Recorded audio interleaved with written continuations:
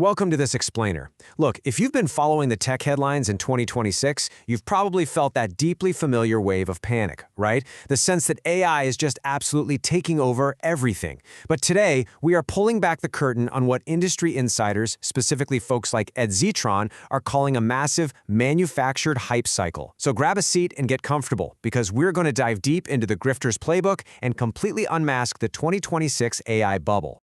Okay, let's dive into this. To really grasp the absolute absurdity of the current industry hype, we have to look back at the biggest story from early 2026. Remember OpenClaw? When this dropped, Axios published this incredibly breathless quote. Imagine waking up to discover that the AI agent you built has acquired a voice. It's not science fiction, it's happening right now. I mean, they originally ran a headline literally declaring, "We're in the singularity." Extremely smart people across the industry were completely freaking out. They were claiming that because these AI agents were supposedly talking to each other on this private social network called Moltbook, we had finally done it. We had created autonomous, thinking digital brains. The media treated it like a world-shifting technological breakthrough. But here is the reality check. And honestly, it's just completely exasperating how widely this whole thing was misrepresented. OpenClaw was absolutely not the dawn of AGI. It wasn't some magical new digital brain. OpenClaw is, quite literally, just a Python library. That's it. It's just a piece of code that makes it slightly easier for a programmer to tell a large language model to post things on the internet. And that private social network, Moltbook, it was specifically configured to let these LLMs post generic, vibe-coded text slop. The media basically witnessed basic large language models spitting out what they statistically predict a social media post should look like, and they somehow mistook it for actual sentience. It was a complete software illusion, fully embraced by a media ecosystem that flat-out refuses to look under the hood. Which brings us to a really fascinating, honestly kind of insidious psychological tactic at play here. It's called dread laundering. Essentially, this is the act of amplifying unsupported existential fears about AI. Why? To completely distract you from the technology's utter lack of economic viability. By constantly feeding the public this doomer porn, the constant threat that your job is going to vanish in 8 to 12 months, the industry creates this thick miasma of unrest. Because think about it, if you are terrified about the Terminator coming for your job, you're way less likely to ask the hard questions. Questions like, why does a multi-billion-dollar tech company still just make a fancy text generator that struggles to reliably format a basic spreadsheet? And speaking of hard questions, let's talk about corporate smokescreens. Take Anthropic. Earlier this year, they generated this massive wave of glowing press. Their CEO got up and publicly stated they utterly refused to let their AI be used for mass domestic surveillance or fully autonomous weapons. It was a massive PR win. They were immediately crowned the ethical AI company. But contrast that grandstanding with reality. Anthropic has had classified access embedded in the US military since June 2024. Their technology was actively used in the war in Iran. All of that incredibly publicized ethical posturing, it was really just a distraction from their highly lucrative behind-the-scenes reality. To really grasp how bizarre this dynamic is, tech commentator Ed Zitron makes a brilliant comparison. He compares Anthropic to a character from the manga One Punch Man named King.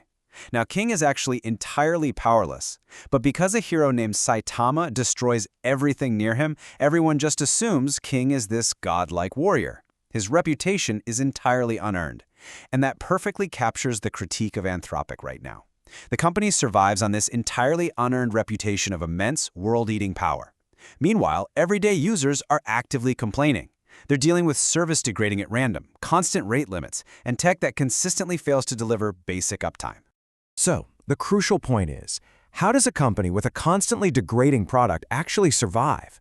Well, by burning an absolutely ungodly amount of money. $15 billion.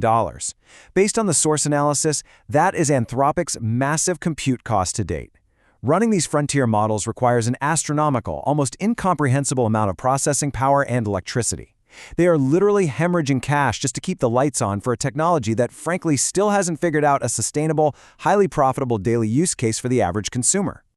Now take that massive $15 billion compute cost and compare it to this incredibly underwhelming underlying metric. $5 billion. During a recent legal dispute involving the Department of Defense, Anthropic's CFO had to file a sworn affidavit. This was under the penalty of perjury, folks. In that document, he stated that Anthropic has only made $5 billion in its entire lifetime. I mean, think about the absolute absurdity of that fuzzy corporate math. The media constantly reports these annualized run rates that make it seem like these companies are just printing money, but under oath, the truth comes out. They have spent 3 times more on compute alone than they have ever made in their entire existence. But here's the thing. The illusion isn't just hiding in the balance sheets. It is physically breaking down in the real world. We constantly hear these massive announcements, right? Multi-gigawatt data centers being built everywhere to house Nvidia's astronomically priced GPUs. But market intelligence tells a totally different story. Look at the roughly 115 gigawatts of data center capacity slated to come online by 2028. A staggering 99.8 gigawatts of that is in a liminal pre-production stage. That means it's basically just a patch of dirt and a flashy press release. Only 15.2 gigawatts are actually under construction. The physical, real-world infrastructure required to support this AI boom, it simply does not exist. Let's move to how this builds, because since those data centers aren't actually being built, it creates this massive accounting shell game. You have to ask, where are the hundreds of billions of dollars of Nvidia GPUs actually going? Well, here's the step-by-step reality. Step 1, hyperscalers, companies like Microsoft, order servers from original device manufacturers, or ODMs. Step 2, those ODMs buy the GPUs from Nvidia and build the physical servers. And step 3, because there are no finished data centers with the necessary power grid to plug them into, those servers just sit, indefinitely, in warehouses in Taiwan. Nvidia gets to book the massive revenue, the ODMs pass the cost right through, but the chips literally have nowhere to go. Because of this, industry analysts are drawing a very stark, very chilling parallel right now to the 2008 housing crisis. Back in 2008, the financial system collapsed because they simply ran out of actual underlying mortgages to pack into their heavily leveraged derivative products. Today, we're facing what you can really only call the subprime AI crisis. There's just this desperate flood of venture capital money pouring into the market, but we are fundamentally running out of viable business models to actually invest in. Put simply, there is way more money that wants to be in AI than there are actual profitable use cases for that money to support. And that brings us directly to the subprime AI reality that is facing the startup world right now.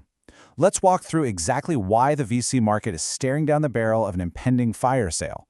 First, the vast majority of these supposedly billion-dollar startups, they're just thin wrappers layered over a foundational model owned by someone else. Second, because of that, they have absolutely zero proprietary IP. Third, their unit economics are just terrible. Unlike traditional software where adding a new user costs you almost nothing, in AI your costs actually scale up with your user growth. Your most active, engaged users are the ones costing you the most money to support. And because of all of this, number 5, there are no viable acquisition exits. The tech giants already scooped up all the top researchers. They have absolutely zero need to buy a deeply unprofitable wrapper company. So we are ultimately left with a system built on manufactured dread, totally fuzzy math, warehouse chips doing nothing, and startups with absolutely no viable path to profitability. The hype cycle has run so far ahead of the actual economic and physical reality, it's staggering, which leaves us with this final, provocative thought for you to consider. When this massive influx of capital finally demands a return, when the fire sale inevitably begins, when the music stops, who is left holding the empty wrappers? Keep that in the back of your mind the next time you read a breathless tech headline. Thanks for joining me on this explainer today, and stay skeptical out there.